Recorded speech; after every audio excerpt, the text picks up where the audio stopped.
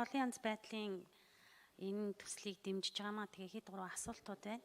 Тэгээ ер нь бол 3 дугаар төсөл хэрэгжихдээ за 53 барилга хүсэлтийн ажлыг дуусгах гэж байгаа байгаль хамгаалагчийн тэгээ амьдрах байрны барилга угсралтын ажлыг гүйцэтгэх, тээврийн эрсдэл нийлүүлэх, мэдээллийн тоног төхөөрөмжөөр хангах, холбооны эрсдлээр хангах гэд зөвхөн би материалыг эзүүлд энэ төсөл зарцуулагдаад байна. Энийг ер нь бол бас шинжилгээ ухааныхын чиглэлд энэ төрөл зүйлийг олон болгоод орчны бүс нутаг дах дайлангуяа уур амьсгалын өөрчлөлтийн одоо энэ нөлөөнд авсан газар нутгийг тармилжуулах, урмалжуулах, тухайн орон нутагт байгаа нэн шаардлагатай байгаа энэ нөөцүүдийг нийлрэх, судалгаа шинжилгээ хийх энэ бодит ажлууд руу чиглүүлэхийн төлөө зорж байгаа юу гэсэн нэгдүгээр асуултыг асууя. Хоёрдугаарт нь бол ер нь бол одоо тэртээ нутаг орон болгонд зайлшгүй шаардлагатай бас одоо ийм ажлуудыг хийх нь бол би энэ төслийн гол бас бодлого зорилго байх ёстой гэж дараагийн магадгүй 4 дахь төсөл хэрэгжүүл энэ лүү анхаарлаа хандуулаач гэсэн юм саналыг уламжилж байгаа. Тухайлбал юу вэ гэхээр одоо нэн ховорцсон ургамлууд гээд цагаан гоёо, улаан гоёо гэж энийг хураасан түүсэн үүнийг худалдахыг завцсан бол мэдээж эрүүгийн том хуулийн заалттай байгаа. Гэтэл тэр тухайн цагаан гоёо, улаан гоёо гэхэд хүний бие эрүүл мэндэд зайлшгүй шаардлагатай байгаа учраас тэрнийг яг энэ одоо төрийн бодлогоор нэгдсэн хуулийн зохицуултайгаар тармилжуулах энэ ажлыг бид бас дайлангуяа энэ цөлжилтөөс хамгаалах, элсний нүүдлээс хамгаалах зорилгоор говийн хээрийн нөхцөлд хийх шаардлагууд байгаад байгаа байхгүй. Одоо бидний урд хөрш яг энэ гарангууд өвөр Монголд ойн элсний аж ахуй байгуулсан энэ бодит том жишээнүүд байна шүү дээ.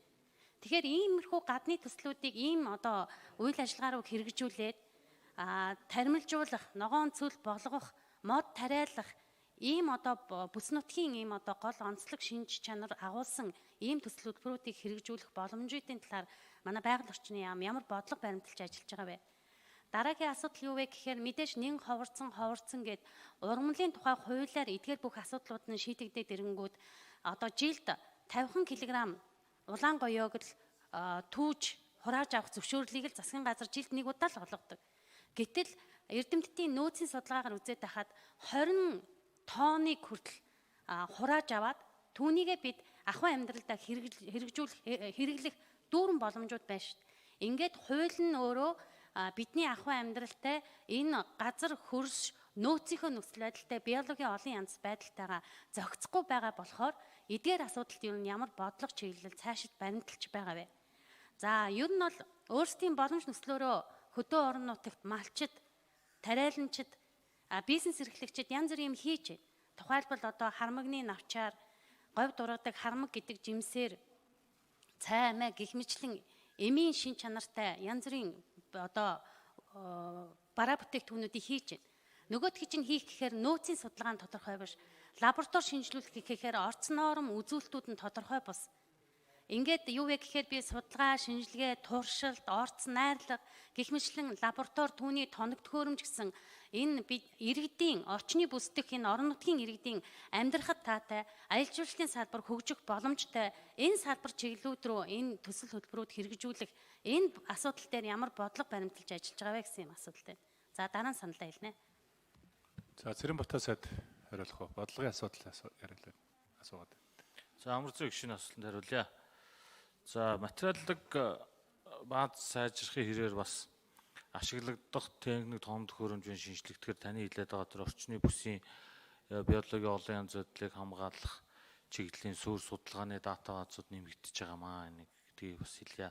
За улсын төсвүүдээр хүндрэлтэй байгаа учраас таны хэлээд байгаа бидэнд бол судалгаа шинжилгээнд зарцуулах төсөв бага байгаа. Яам болвол жилд нэг байгаль орчин уур амьсгалын сангаас нэг 2 төрлийн ургамал 2 төрлийн одоо амтан дээр л судалгаагаа хийгээд явж байгаа. За бид байгалийн ургамлын тухай хууль болон генетик нөөцийн тухай хуулийг одоо их хурл дүргэн барьсан байгаа. Энэ дээр бас цаашид энэ ургамлыг одоо ашиглах сая хэлээд байгаа тэр ашигтай ургамлуудын энэ одоо нөөцийг гадныхан буюу хил орчмынхондноос одоо эрчимтэй хөгжүүлэх чиглэлээр нь дэмжлэг үзүүлнэ гэсэн ингээд бодлого баригдаад явж байгаа. Тэгэхээр энэ хууль хэлцэгдэхгүйгээр одоо таны хэлсэн олон юм тодорхой болчихно.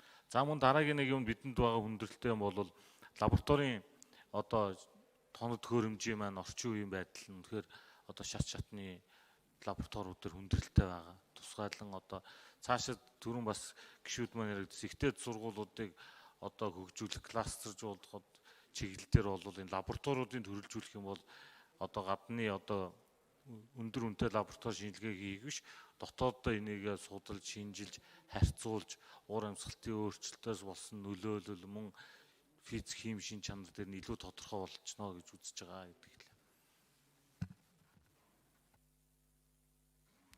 За амар заяа гишүүн тодруулах уу? За нэмээд саналаа хэлчихье. Байгалийн болон гений технологийн тухай хуулийг өргөн барьсанд баярлалаа. Яамны хамт болно.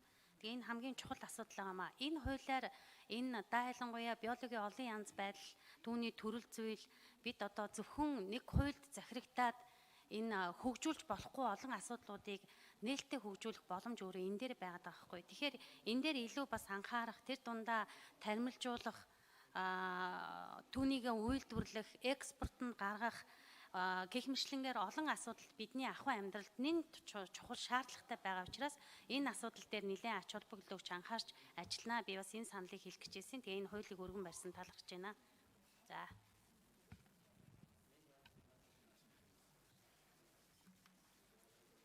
За гişүүд